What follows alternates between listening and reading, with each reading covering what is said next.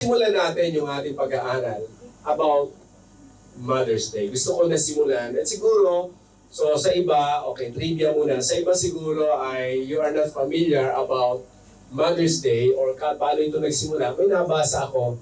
Ito po pala ang simula ng Mother's Day. According po sa nabasa ko, si Anna Gervais campaign for a special day to celebrate mothers was one she inherited from her own mother, si Anne Reeves Gervais.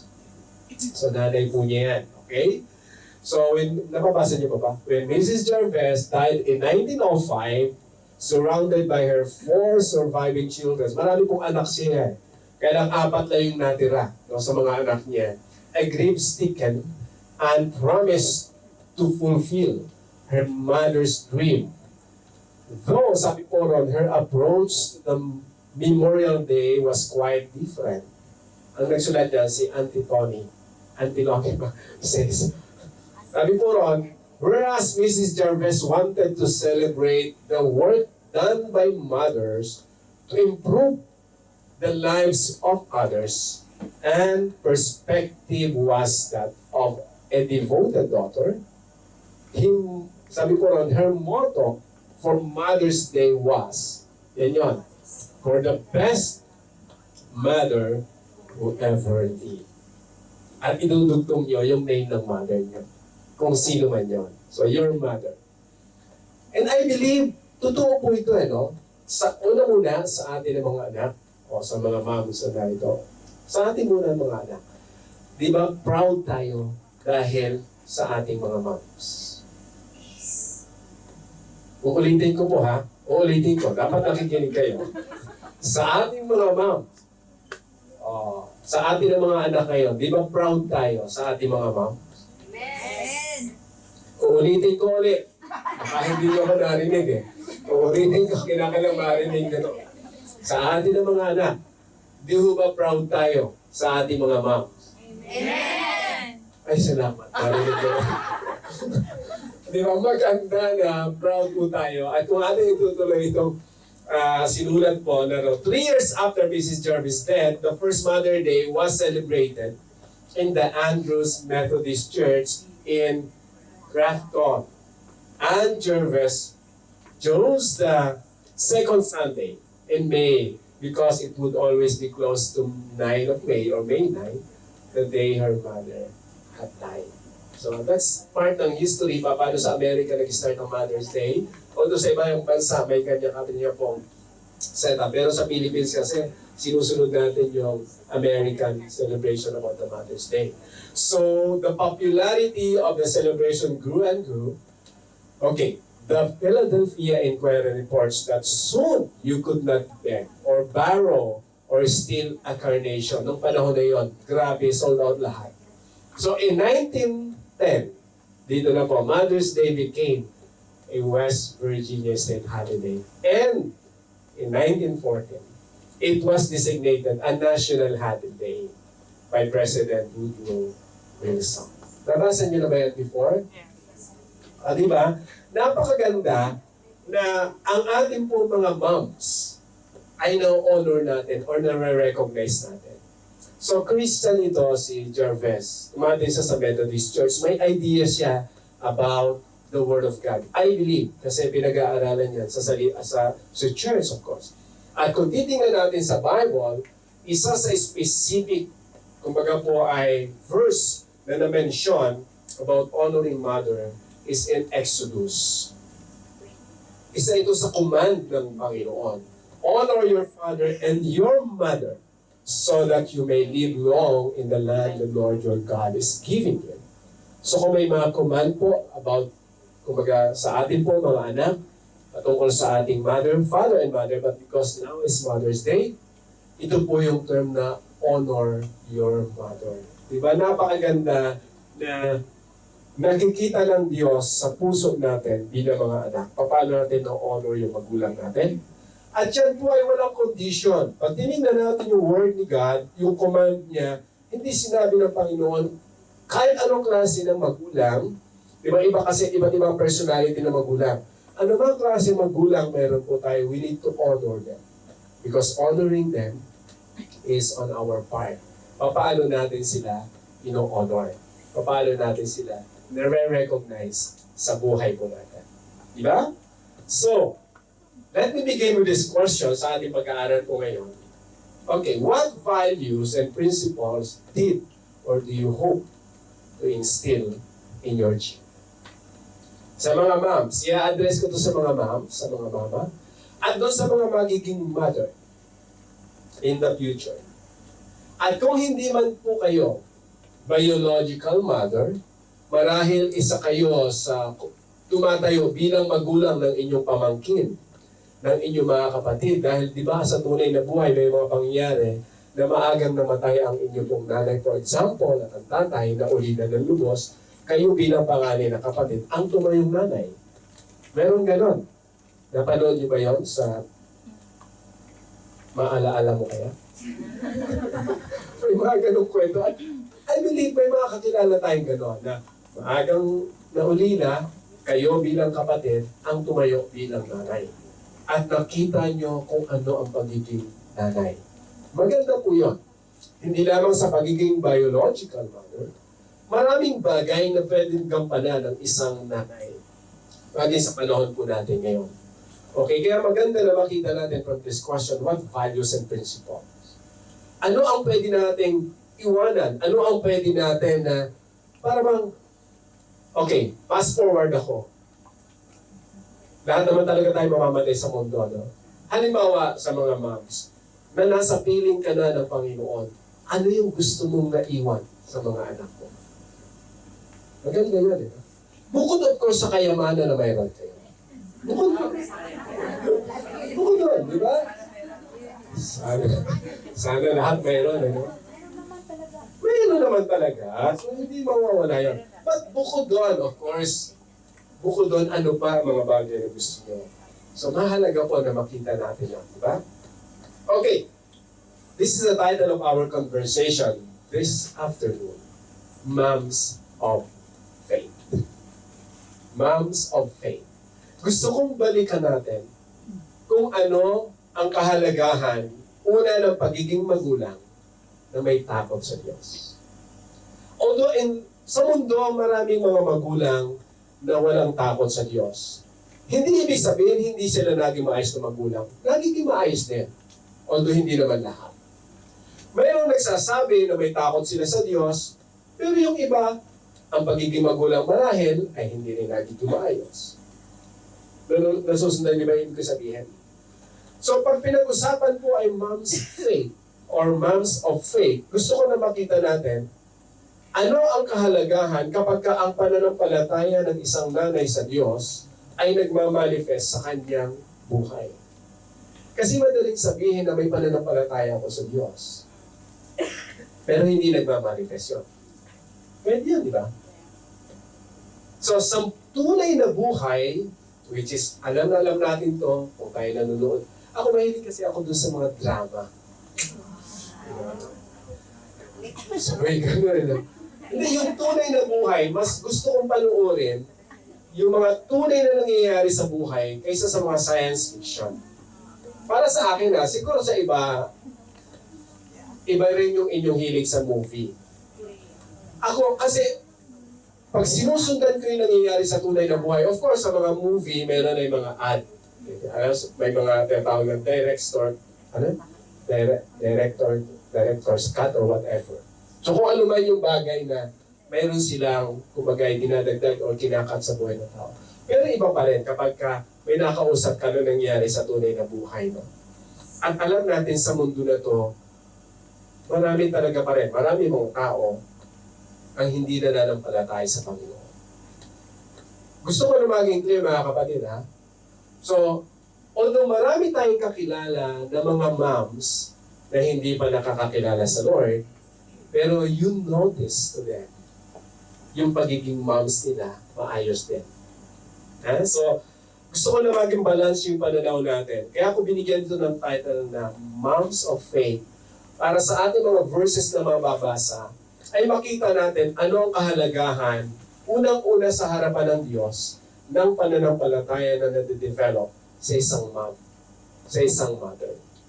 Okay, so puntahan natin yung text. na atin po sisimulang basahin. Marahil sa iba ay familiar kayo sa Genesis chapter 17, 15 to 16. Ito yung record sa Genesis. God also said to Abraham, "As for Sarai, your wife, you are no longer to call her Sarai. Her name will be Sarah. I will bless her and will surely give you a son by her. I will bless her so that she will be the mother of nations, kings of peoples will come from her." Yan yung record sa Genesis. At pag pinag-aralan po natin ang buhay ni Sarah, okay, na from her original name na Sarai, kasi based po sa mga study at na-record din naman sa Bible, kaya binago ng Panginoon yung pangalan nito ni Sarah. Si Abraham binago rin ni Lord, di ba? Si Sarah binago rin ng Panginoon from Sarai to Sarah. Ang ibig sabihin kasi daw po nung Sarah is princess. So, binago ng Panginoon yon. At dito natin makikita yung promise ng Panginoon. Hindi lang kay Abraham, but specifically kay Sarah, she will be the mother. So pag tiningnan po natin sa Bible, walang masyadong record specifically ng pagiging mother ni Sarah. So mababasa natin sa mga verses sa Bible, walang masyadong specific record paano siya naging mother. Pero makikita po natin sa buhay nilang mag-asawa kung paano siya nagtiwala sa Diyos. Kaya gusto ko na makita natin, bagamat may mga tinatawag po na behind the scene sa buhay ni Sarah, pero yung outcome no ng ating titingnan, kung paano na yung kanyang anak at mga anak spiritually, di ba, ay naging maayos ang buhay. So ano ang principle, ano ang katotohanan na pwede po natin tingnan? So I want you to remember this. A mother's faith inspires her children to seek their godly faith. A mother's faith inspires her children to seek their godly faith. Pag tinignan po natin mabuti mga kapatid, marahil sa ilan, nung kayo manampalataya sa Diyos, okay lang. Parang feeling nyo, ay salamat, manampalataya na ako sa Panginoon. Ay salamat, ligtas na ako. Ay salamat, masaya na ang buhay ko. Di ba? Ganun nagsimula ang lahat. Ngayon, pag binigyan ka na ng Panginoon ng family, ng pamilya at mga anak, nababago na yung perspective. Ano notice, di ba? Pag may anak, iba na yung perspective ng isang dating dalaga, nagkaasawa, at nagkaanak. Nagbabago eh. Pero ang kagandahan nun, kung titingnan po natin sa buhay ni Sarah, kung paano siya nagtiwala sa Panginoon, so sa mga moms, maganda rin na makita po natin. Anong kahalagahan ng pananampalataya mo sa Diyos na dinidevelop ng Panginoon sa buhay mo para sa future ng iyong mga anak? Mahalaga po yan. Mahalaga na makita niyo bilang mga moms kung ano, bakit ka tinawag ng Panginoon na maging nanay. Diba? Mahalaga po yun. Sa mga moms na narito, we believe that children comes from the Lord. Hindi po yan ordinary lang na basta nagbuntis ka. Kasi ang daming gusto magbuntis, ang daming gusto magkaanak. Halimbawa kami ni Mrs., ni Christy, gusto namin magkaanak, pero the Lord didn't give us. Yun namang iba, ayaw ng mga anak, pero anak pa rin ang anak. Ano ba talaga? But that's the reality. Sabi ng iba, that's nature. Pero God is the source of life. So sa Diyos nang galing ang buhay, at mayroon siyang purpose, bakit binigyan kanya ng anak? Kung hindi pa natin lubos na nakikita yon, the Lord will give you insight and realization na ang anak na binigay sa iyo ng Diyos ay mahalaga sa Diyos at dapat din nabigyan mo ng pagpapahalaga. So, balikan natin ngayon yung buhay ni Sarah kung paano siya nagtiwala sa Panginoon. Okay, at tingnan natin kung ano ang kahalagahan po niyan sa buhay natin, sa buhay niyo bilang mga moms. Ngayon. Okay, based po sa record, from Genesis chapter 11, titingnan muna natin kung paano nagsimula sa buhay ni Sarah na siya ay nabigyan ng anak at papaano na-maintain, na nakita ko po, papaano na-maintain ni Sarah itong pananampalataya na to. Kaya, of course, naging maganda. Pag fast forward natin, maganda yung sinimula ni Abraham at ni Sarah. So the record says that Abraham and Nahor both married. The name of Abraham's wife was Sarai, and the name of Nahor's wife was Milcah. She was the daughter of Haran, the father of both Milcah and Iscah. Now, pansinin niyo yung statement, Sarai was childless because she was not able to conceive. Yan yung description ng Bible. Sa chapter 11, okay, sinasabi ng Bible, ng writer, si Sarah childless. Kasi yung age ni Sarah at that time, nasa 70s na sila. Matanda na eh. Even nung time na yon, at that age, talagang mahirapan na sila mga anak. Ngayon, 50 may nanganak pa, no? Pero pag naroon ka na sa level na yun, delikado na. Okay, nung time ni Sarah, 70 plus na siya noon eh. So parang wala na siyang hope na magkaanak. That's the record. Wala na siyang hope. Kasi nga matanda na siya eh. So ang point dito, tingnan natin saan nagsimula si Sarah. So ganun yung kanyang kalagayan. Bagamat matagal na sila nagsasama ni Abraham, wala pa rin silang anak ni Abraham. At alam natin, kung familiar tayo kay Abraham, sa buhay ni Abraham, at least na one time, kay Abraham binigay ni Lord yung covenant. Very clear. At mababasa natin yun sa chapter 17. Nilinaw ni Lord yung covenant. Kay Abraham din, sinabi ng Panginoon yung detail kung paano siya tinawag ng Panginoon. But the point is this. Sa palagay nyo, nung kinakausap ni God si Abraham, kasama kaya si Sarah sa plano? Palagay nyo lang. Yes, of course. Kasi from the very beginning, ang mag-asawa ay iisa sa harapan ng Diyos. So yung pong record kay Sarah dito, hindi nyo mababasa. Hinahanapan ko ng record. Ano ba yung detail na pangyayari sa buhay ni Sarah? Walang masyadong record. So ang makikita natin ay buhay ni Abraham.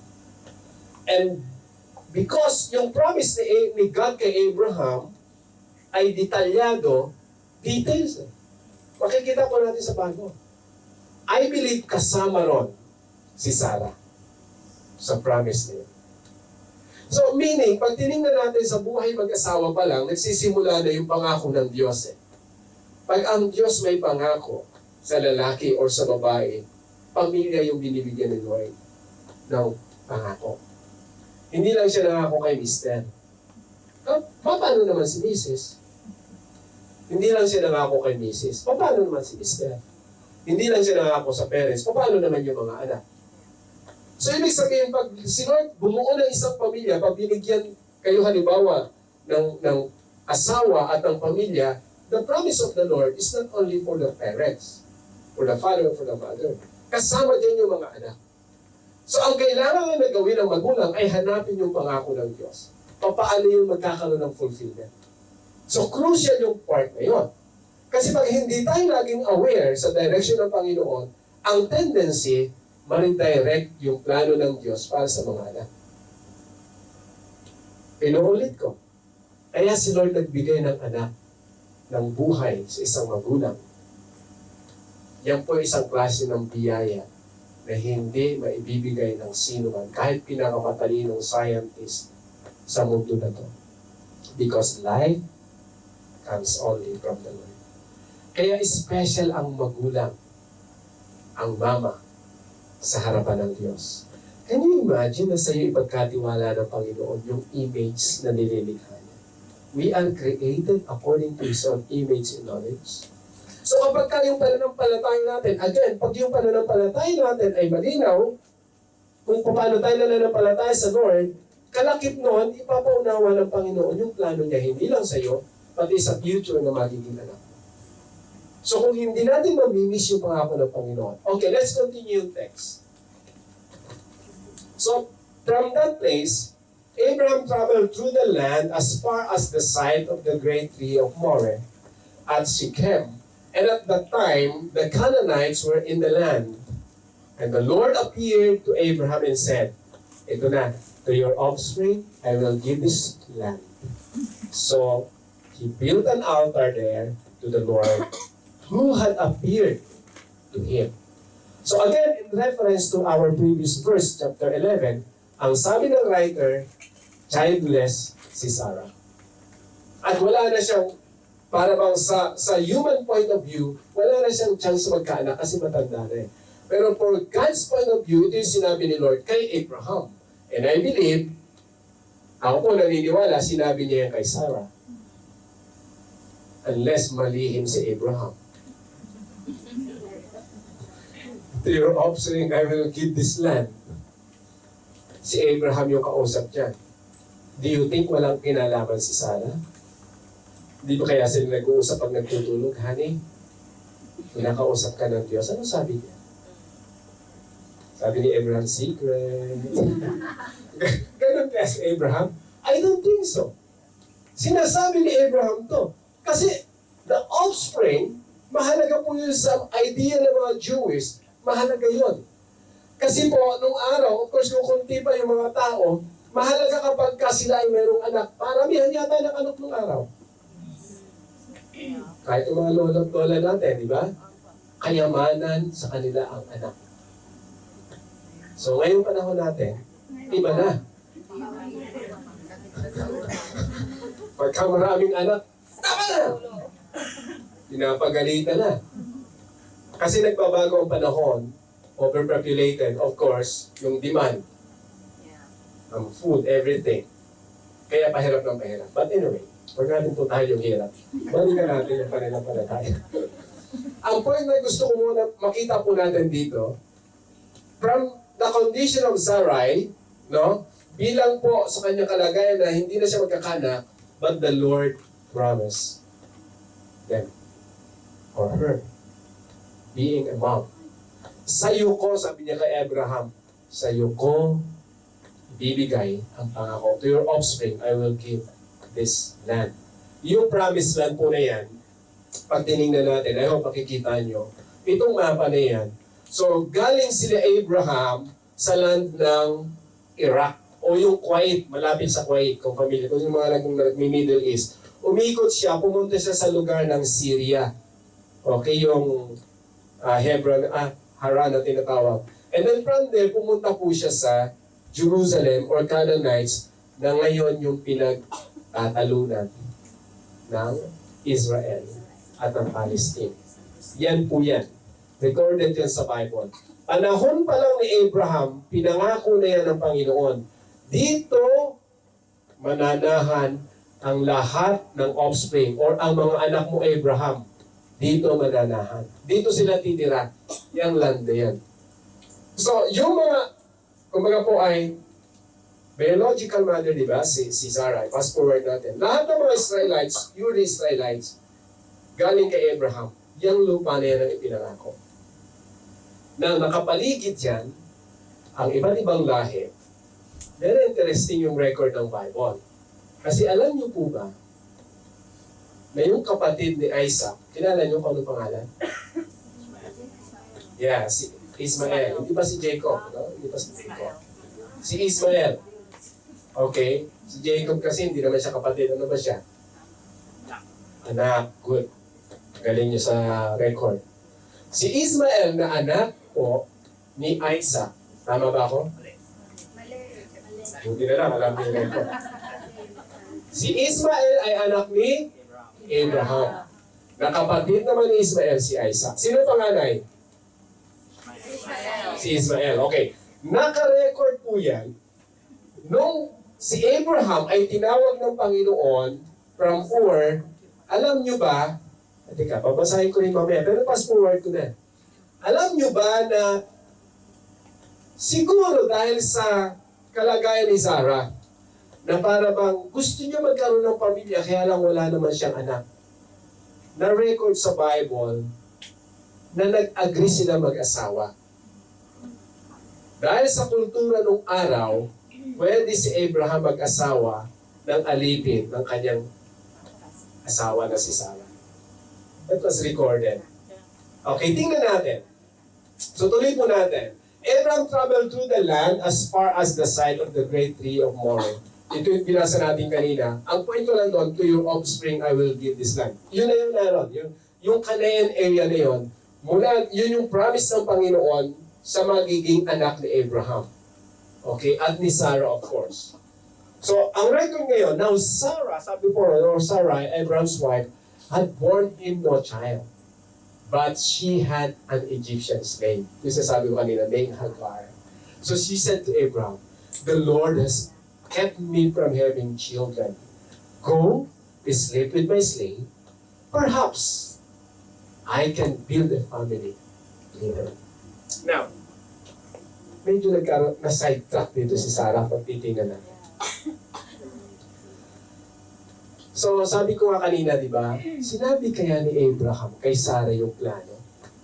Kaya minsan si Abraham, tahimik lang kaya si Abraham? Secret. Kaya dito sa verse na to, makikita natin yung desire ni Sarah na magkaroon ng kanyang pamilya. Kaya lang pressure siya ngayon. Pressured siya at the time. Kasi yung mga nakapaligid sa lugar nila, malalaking clan. Pamilyado na. Tapos, sinasabi ng Lord kay Abraham, itong lugar na to, promise ko sa iyo mga magiging anak. Kay Sarah, feeling niya, paano ko magkakaroon ng anak, matanda na ako? So, para magkaroon ng fulfillment, ang decision ni Sarah, o sige, Daddy, si Abraham yun, ginamitan ko lang natin ito sa tanong. O Daddy, total sa kultura naman natin, acceptable na yung aking slave ay pwede mong asawahin at yung anak nila ang magiging anak natin. Ganun po yung kultura nung araw, no? At alam nyo ba, okay, fast forward ulit, alam nyo ba na si Sarah at si Abraham ay magkapatid? Atin-atin lang yan, huwag yung pagsasabi. Pero yan po ang record. Magkapatid sila sa ama, pero magkaiba ng ina. Let's record. Kayo ang maghanap sa Genesis. Nayan yan. Hindi ko na lahat i-reveal. Kasi pag i-reveal ko, hindi kayo naghahanap eh. Magkapatid sila sa ama. Bakit yun nangyari na si Abraham, kapag kasi nagka-travel, ang instruction niya kay Sarah, pag magpapakilala tayong dalawa, magkapatid ha. Kasi they need to protect their lives. Nung panahon po kasi nung araw, pag nagustuhan halimbawa yung babae, aagawin na lang yun. At pwede mo yung asawa, pwede patayin yung asawa. Yun yung fear ni Abraham. Pag nalaman mag-asawa tayo, papatay na agad nila ako. But because the Lord protects them, hindi inaalaw ng Panginoon. So may mga pangyayari sa Egypt, no, na pinakilala niyang kapatid, kumilos ang Panginoon, kinausap yung Pharaoh, di mo ba alam, nasawa ni Abraham, natakot yung Pharaoh, ibinalik si Sarah. Another king, si Abimelech, pagtingnan mo natin sa record, nagpakilala si Abraham, kapatid ko yan, nagka-crush. Kasi si Sarah po, ang description ng Bible, beautiful. Parang kayo. Wow. Totoo naman eh. Yung beauty natin is unique. So sa Bible, dinescribe ni Sarah as beautiful. So yung mga nakakita kay Sarah, na in love. Sabi ni Abraham, pagka nalamang mag-asawa tayo, baka patayin ako. Pero pre-detection na sila ng Panginoon. Hindi pinahintulutan ni Lord na mangyari yun dahil kumikilos ang Diyos para kumbaga may spare sila mag-asawa at manatili sila sa pagiging mag-asawa. At ito na yung, again, balik tayo dito sa idea na to. Para kay Sarah, gusto niya talaga na magkaroon ng sariling pamilya. Kaya lang, feeling niya hindi na mangyayari dahil sa kanyang age. Ito yung normal na iniisip ng isang tao dahil sa kanyang kalagayan.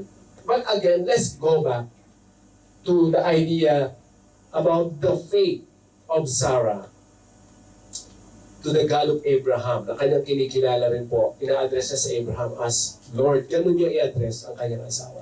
So sa ganitong situation, nag-agree po sila, and to cut the story short, nagkaroon ng anak, si Hagar and si Abraham.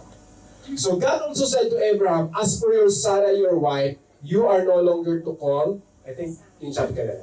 Sarah, her name will be Sarah. I will bless her and will surely give you a son by her. I will bless her so that she will be a mother of nations, kings of people, and come. Sabi ron, will come from here. That's our text before. So, tinutuloy-tuloy ko lang po, binabalik ko rin sa idea na to. Kasi sa chapter 17, doon na ni Lord in-specify kay Sarah, o kay Abraham, kay Sarah, yung malinaw na plano. Pero mapapansin natin, from the previous verses, may mga nangyayari sa buhay ni Abraham at ni Sarah. May mga challenges. Nag-challenge yung faith nila. Even si Sarah. Totoo ba ba yung pangako ng Panginoon? Para hindi na ako magkakaanak. Sige, Abraham. Ito yung alipin ko. Magkaroon kayo ng anak. Natuturing ko siya na anak. Masasabi ko po, yun yung diversion sa buhay ni Sarah at ni Abraham. Marami kung iisipin natin, halimbawa lang, no? Kung hindi kaya ni Abraham or ni Sarah, kung hindi kaya binigay ni Sarah si Hagar kay Abraham at hindi sila nagkaanak, ano kayong status ngayon sa Middle East? Hindi natin alam kung anong mangyayari. Pero, inalaw ng Panginoon mangyayari. Alam niyo ba na si Ismael na anak ni Abraham ay pinagpala ng Diyos? Pinagpala rin ng Panginoon. At ang promise ni Lord, mababasa natin sa Genesis, I will bless your son, Abraham. Si Ismael yung sinasabi niya. Subalit kay Isaac, na anak ni Sarah, ang promise ng Panginoon is the covenant that from Sarah, I will have a covenant with you, you will be my chosen people. Pero yung lahi ni Ismael, blessing yung binigay ng Panginoon. And based sa history, the Arab people claim that they were from Israel. So, yung mga Muslim ngayon. Kaya hanggang ngayon, medyo hindi sila magkaintindihan talaga. Dahil from the very beginning, medyo may record. Mababasa nyo sa record kung paano ng isang magulang nag-isip sa future ng kanyang anak at nagawa niya magdesisyon at sinabi niya sa kanyang asawa, paalisin mo si Hagar kasama ng kanyang anak. That's recorded. Mababasa po natin yan. Now the Lord was gracious to Sarah as he had sabi said. And the Lord did for Sarah what he had promised. Sarah became pregnant and bore a son to Abraham in his old age at the very time God has promised him. So dito na nagkaroon ng fulfillment yung promise ng Panginoon.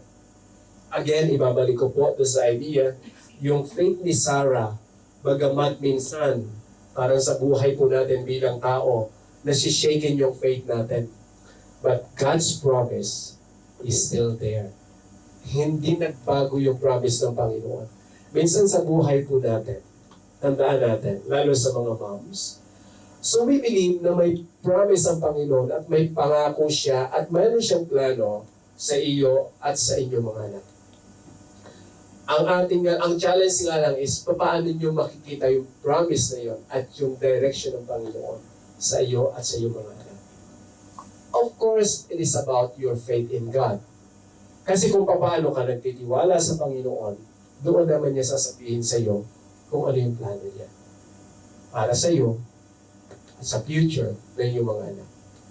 Marahil sabihin natin, Pastor, bakit nagkaroon ako ng plano sa aking mga anak pero hindi yun ang nangyari? Well, alam ng Diyos kung ano talaga, kung paano ka nagsimula. Diba? Subalit, I believe pa rin mga kapatid, na ang pagtitiwala mo sa Panginoon, kung medyo sa nakikita mo man ngayon, para bang nawawala sa direction, for example, yung anak mo, halimbawa, although gusto mo talaga na siya makilala sa Panginoon. But still, don't lose your faith or your hope in God. Kasi yung promise ng Panginoon na ingatan ang iyong pamilya at mga anak, hindi po yan kailanman kinakalimutan ng Panginoon. Kasi I believe, kinukonsider ng Panginoon ang isip at puso ng isang magulang para sa kanyang mga anak. At hindi pa hintulutan ng Panginoon na totally masira yon dahil sa gawain ng kaaway. It is a matter of how the mother trusts the Creator. Paano mo pagtitiwalaan ang lumikha at nagbigay sa iyo ng buhay at ng mga anak.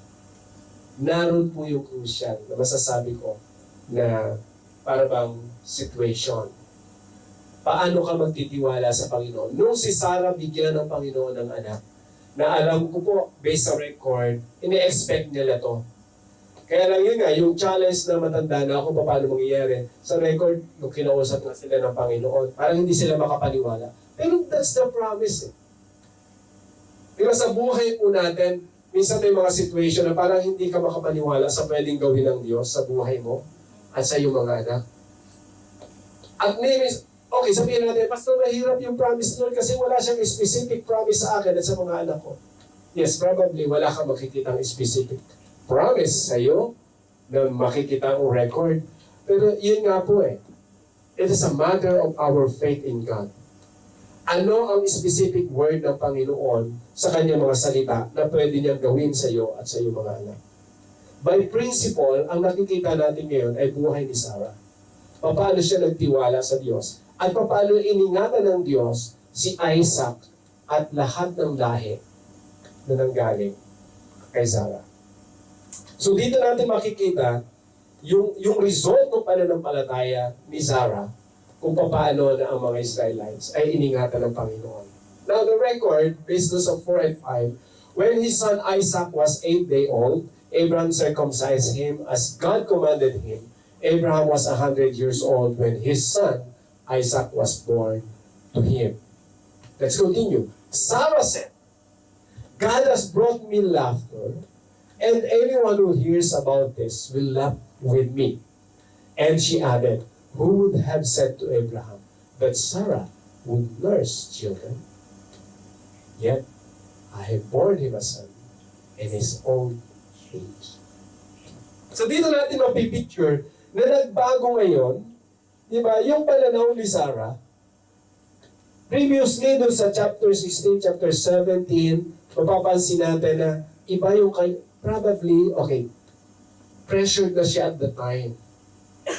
Na minsan, di ba, sa isang magulang, pagka-pressure, nagbabago yung decision. Gusto mo na agad magkaroon ng result? O sige na nga! At nangyayari naman kung ano man situation. Pero hindi yun yung kalooban ng Diyos para kay Sarah. Di ba? Nang kanyang ituring na anak ay magiging anak ni Abraham kay Hagar. Hindi yun yung plano ng Panginoon. Kasi iba yung covenant, iba rin yung promise niya kay Ismael. Ang pinag-uusapan dito ay yung covenant ni Lord through Sarah, the chosen people. Now, pag binasa natin yung reaction ni Sarah ito, the child grew and was weaned, and on the day Isaac was weaned, Abraham held a great feast. But Sarah saw that the son whom Hagar, the Egyptian, had born to Abraham was mocking. Na-notice ito ni Sarah. So mapipicture natin ito na magkakasama sila sa isang place. At ito yung na-notice ng isang nanay sa kapwa niya nanay. Si Sarah, na-notice niya medyo iba yung attitude ni Hagar at ng kanyang anak towards Isaac na anak ni Sarah. So anong nangyari po? And she said to Abraham, get rid of that slave woman and her son. For the woman's son will never share in the inheritance with my son, Isaac. The matter distressed Abraham greatly because it concerned his son. Kakaiba yung isip ng nanay sa tatay.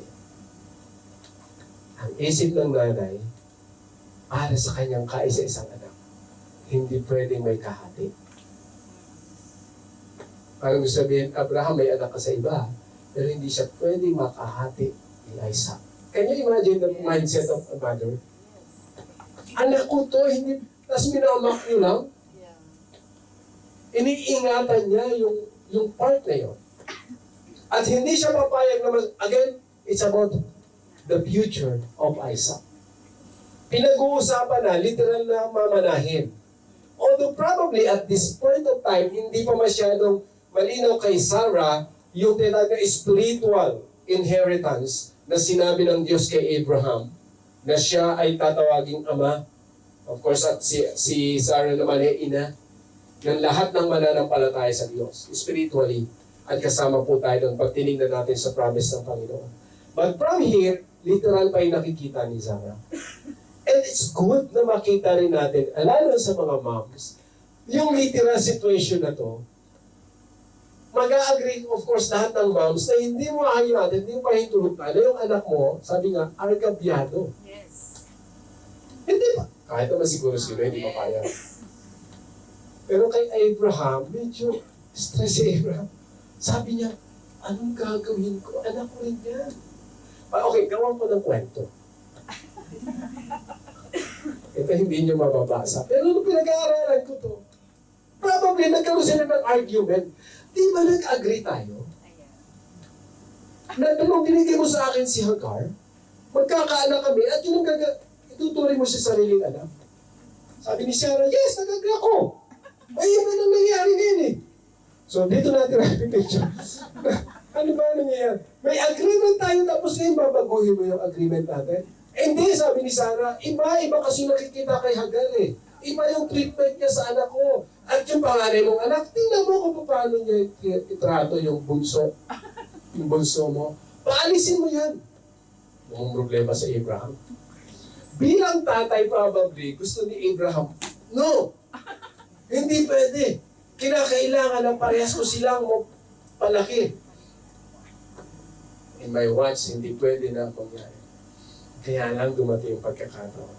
Maganda yung lesson dito. Pansin yung nangyari. But God said to him, do not be so distressed about the boy and your slave woman. Look at what God said. Listen to whatever Sarah tells you. Because it is through Isaac that your offspring will be reckoned. I will make the son of your slave into a nation also because he is your offspring. Medyo nakalmado si Abraham. Pero ang point ko rito is this. Look at the wisdom of the mom na in-acknowledge ng God. Sabi ko, bigatin talaga ang mga mom sa Lord. Can you imagine na ang favor ni Lord na kay Sarah, wala kay Abraham? Samantalang ang promise na kay Abraham, siguro sabi ni Lord, Abraham, makinig ka na sa asawa mo. Submit to your wives. Sabi, listen, hindi naman submit. Listen.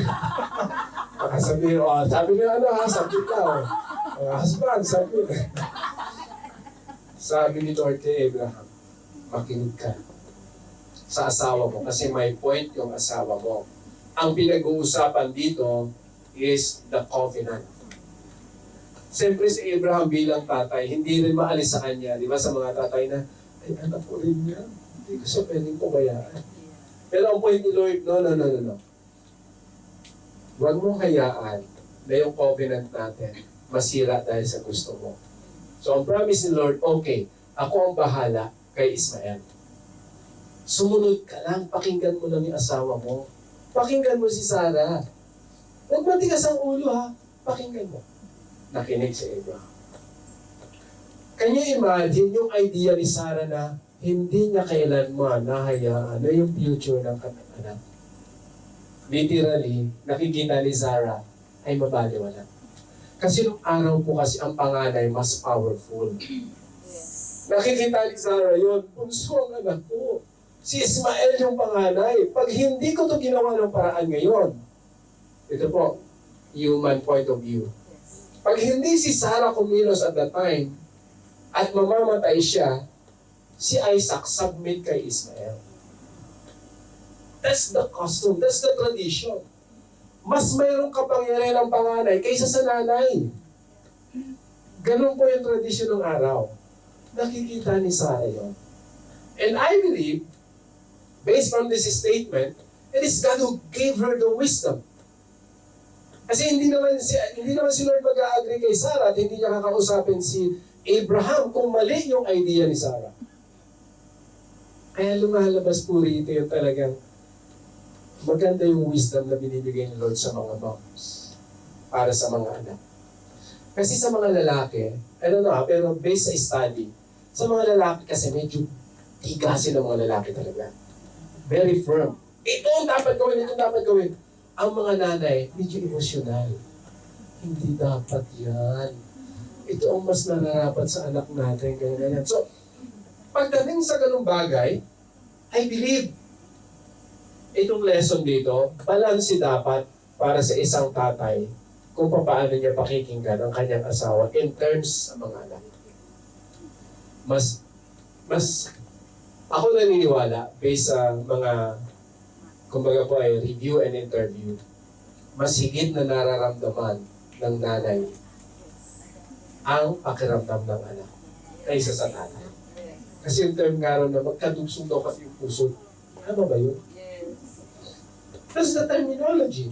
Pero naniniwala ako nun eh. Kasi nga iba yung creation ng Panginoon, even the brain and the structure and the emotion ng father and ng mother. Bakit sa mother binigay ang mga anak? Ba't sila yung 9 months na kinakailangan na maghirap? The miracle inside their womb.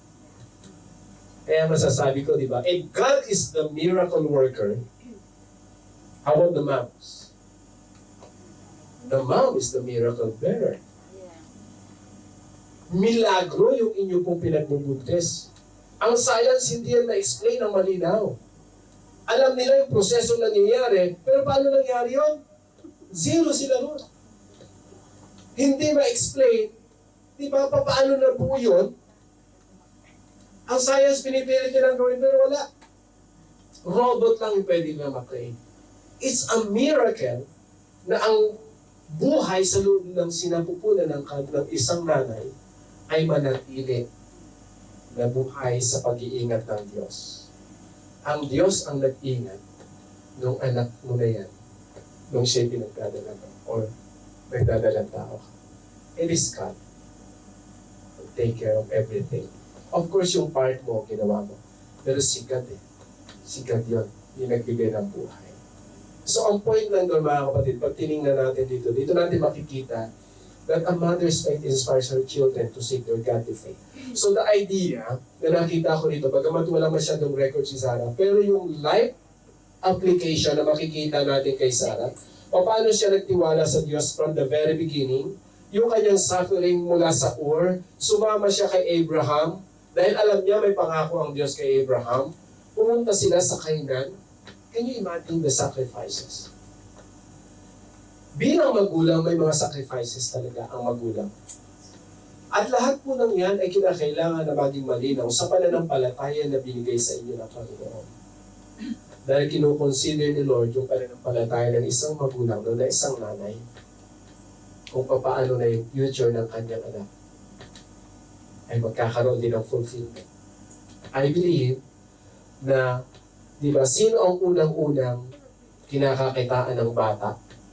Ng everything, ng style, everything. Hindi ang tatay ang nanay.